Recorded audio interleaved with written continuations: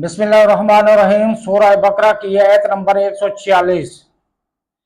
الذین آتیناہم الکتاب یعرفونہ کما یعرفون ابناءہم وان فریقا منہم لا یکتمون الحق وہم یعلمون۔ ترجمہ کنز العرفان۔ وہ لوگ جنہیں ہم نے کتاب عطا فرمائی ہے وہ اس نبی کو ایسا پہچانتے ہیں جیسے وہ اپنے بیٹوں کو پہچانتے ہیں، اور بے شک ان میں ایک گروہ جان بوجھ کر حق چھپاتے ہیں۔ یعرفونہ کما یعرفون ابناءہم، وہ اس نبی کو ایسا پہچانتے ہیں جیسے وہ اپنے بیٹوں کو پہچانتے ہیں۔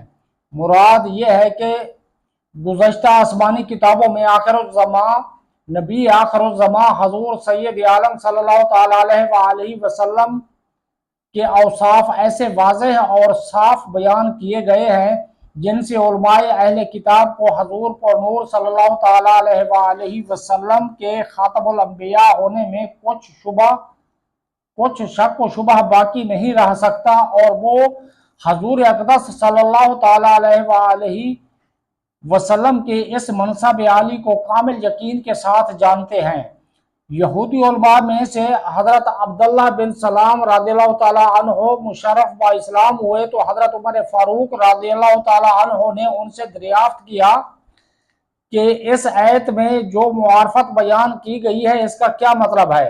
انہوں نے فرمایا کہ اے عمر رضی اللہ تعالیٰ عنہ، میں نے حضور اکرم صلی اللہ تعالیٰ علیہ وآلہ وسلم کو دیکھا تو بغیر کسی شک و شبہ کے فوراً پہچان لیا، اور میرا حضور انور صلی اللہ تعالیٰ علیہ وآلہ وسلم کو پہچاننا اپنے بیٹوں کو پہچاننے سے زیادہ کامل و مکمل تھا۔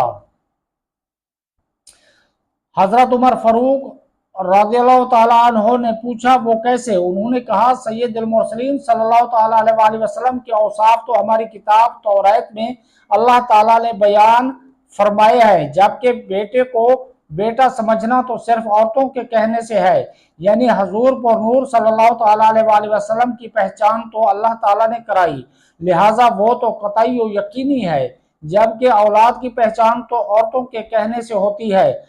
حضرت عمر فاروق رضی اللہ تعالیٰ عنہ نے یہ سن کر ان کا سر چوم لیا۔ اس واقعے سے یہ بھی معلوم ہوا کہ غیر محل شہوت میں دینی محبت سے پیشانی چومنا جائز ہے۔ اس واقعے سے یہ بھی معلوم ہوا کہ غیر محل شہوت میں دینی محبت سے پیشانی چومنا جائز ہے۔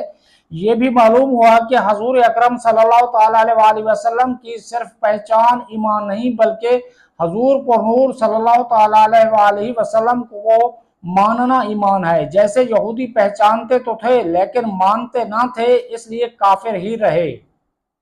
وَإِنَّ فَرِيقًا مِّنْهُمْ لَا يَكْتُمُونَ الْحَقَّ، اور بے شک ان میں ایک گروہ وہ حق چھپاتے ہیں۔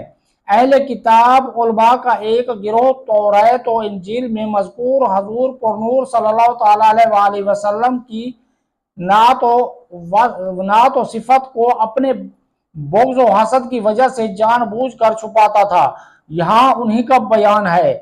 اس سے معلوم ہوا کہ حق کو چھپانا معصیت و گناہ ہے، اور حضور اقدس صلی اللہ تعالیٰ علیہ وآلہ وسلم کی عظمت و شان کو چھپانا یہودیوں کا طریقہ ہے۔